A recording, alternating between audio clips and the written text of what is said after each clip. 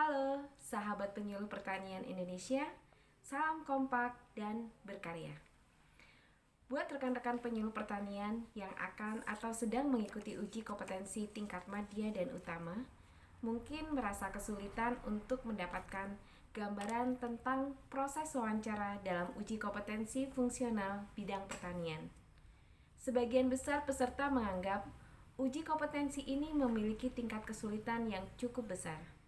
Hal ini dibuktikan dengan rendahnya tingkat kelulusan peserta yang tidak pernah menembus angka 50%. Tetapi, apakah benar sesulit itu? Pada dasarnya, uji wawancara itu sama seperti presentasi lainnya. Saya yakin rekan-rekan penyuluh pertanian semuanya adalah pembicara hebat.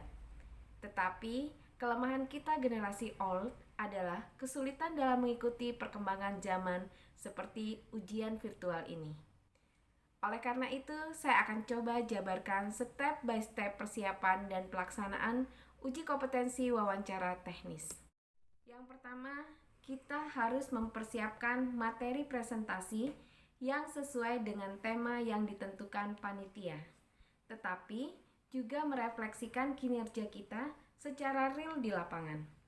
Materi presentasi biasanya menggunakan PowerPoint dan dibatasi maksimal 6 halaman.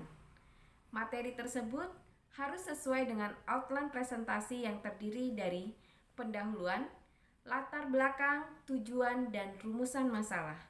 Kemudian pembahasan dan penutup.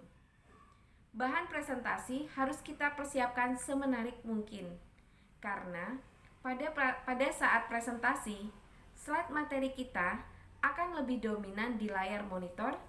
Yang kedua, kita harus mampu mengoperasikan Zoom Meeting Cloud seperti bagaimana share screen materi, persiapan audio, penggantian slide, dan lain-lain. Sehingga pada saat presentasi, kita tidak terganggu dengan masalah-masalah teknis.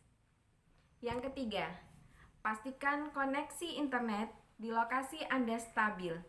Yang keempat, wajib gunakan headset sebagai alat bantu presentasi. Dengan menggunakan headset, suara kita akan langsung ke telinga, sehingga kita lebih fokus dan konsentrasi. Mikrofon juga sangat penting karena suara kita akan lebih clear dan jelas didengar oleh asesor. Dan yang terakhir, ikuti tata tertib peserta wawancara teknis yang ditetapkan panitia. Ini adalah contoh tatip yang digunakan pada uji wawancara pada bulan Agustus 2021.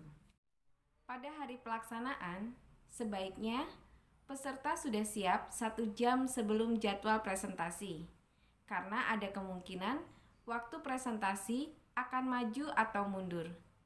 Peserta akan dipersilahkan menunggu di room sampai nanti pihak panitia meminta kita untuk memulai presentasi.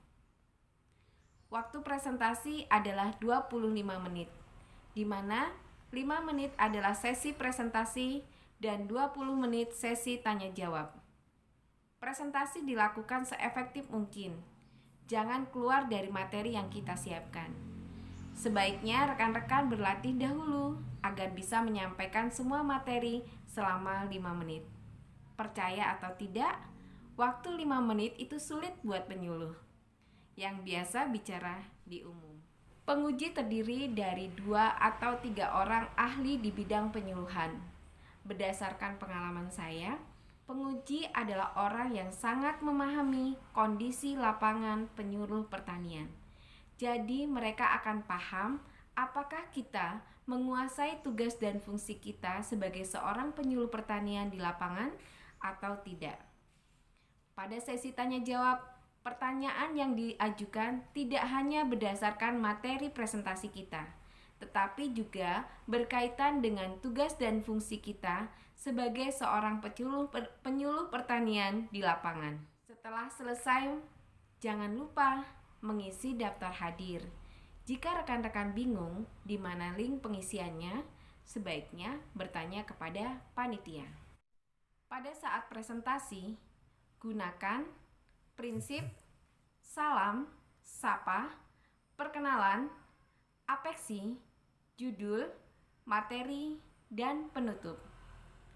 Saya akan coba mencontohkan dengan materi yang pernah saya gunakan untuk uji kompetensi pada tahun 2021. Assalamualaikum warahmatullahi wabarakatuh. Selamat pagi Bapak Profesor Dr. Ali Iskandar MSc dan Ibu Insinyur Nimas Handayani. Terima kasih atas kesempatan yang telah diberikan kepada saya. Saya, Sri Widarti, penyuluh pertanian dari Kabupaten Waikanan. Prinsip dasar penyuluhan adalah komunikasi yang efektif dan efisien. Penggunaan media komunikasi yang tepat sangat mendukung dalam penyebarluasan informasi teknologi pertanian. Oleh karena itu, pada kesempatan ini, saya akan menyampaikan materi tentang pengaruh penggunaan media sosial digital dalam penyuluhan pertanian ramah lingkungan di Kabupaten Waikanan. Nah, itu adalah contohnya.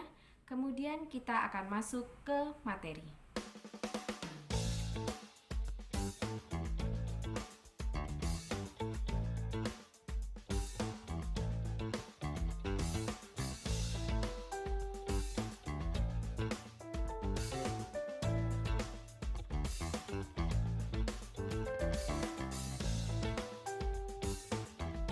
Demikian pemaparan yang bisa saya sampaikan.